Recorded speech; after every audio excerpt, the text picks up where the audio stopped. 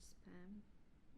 I would say that the German government's new position is something that is necessary and very clear. So it's new, at the same time important for Europe to mobilize member states to go into this direction where they are more aware of the implications of a more assertive China inside Europe, and what this means for EU-China relations in the future and Europe's ability to protect its interests and as well as to promote its geopolitical interests and pursue these interests in the world. Its policy and its approach towards Taiwan. This needs to be seen in the context of the new to increase Europe's resilience is something that Berlin is interested in. Of course, the good sides agreed upon included a comprehensive strategic cooperation. The European Parliament passed its own resolution on Taiwan, which has called for intense political relations to pursue comprehensive and enhanced partnership and to intensify political cooperation.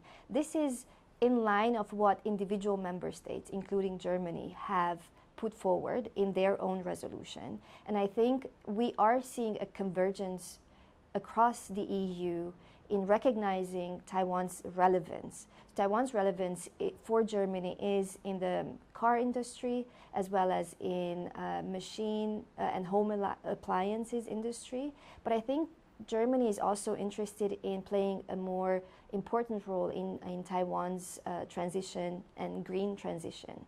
So Germany is already present and developing and helping to develop onshore wind farms as well as offshore wind parks with German developers and German turbines.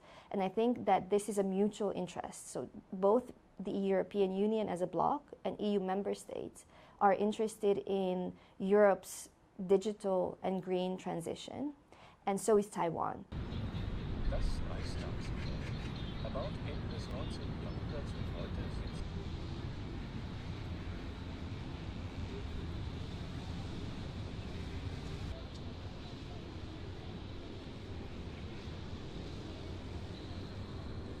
Indonesia, 300 million people, Philippines, 100 million and more.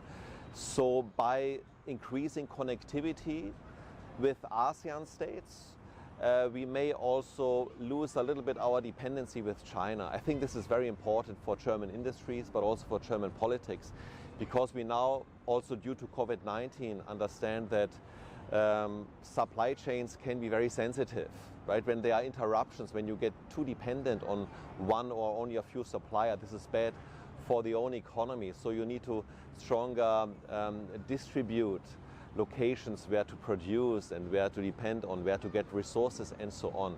So this is why Chinese increased assertiveness in international politics and its aggressive policies against Taiwan, against other neighbors, against the South China Sea, also alarmed Germany that Germany should be more cautious about China and should maybe more invest in countries that share the same values, like democracy, like human rights and so on, to decrease risks.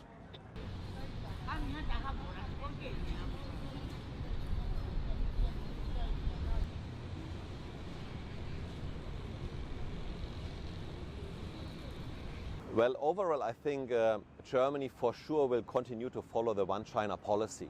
It means that it recognizes that the People's Republic of China is the only sovereign government of China. But below that assumption, there are much more opportunities to support Taiwan in international politics, concerning, for instance, Taiwan's meaningful participation in the World Health Organization or Taiwanese observer status in some other organizations. So this is of course not really satisfying for Taiwan, but on the other hand there would be more opportunities. For instance, German ministers, maybe the economic minister, maybe science minister, they actually may visit Taiwan also. That's possible, because only those official ministers and chancellors and foreign minister, defense minister, they are not allowed to visit Taiwan under the One China policy. But all other ministers, actually, they could visit Taiwan, and I think this would be a good sign.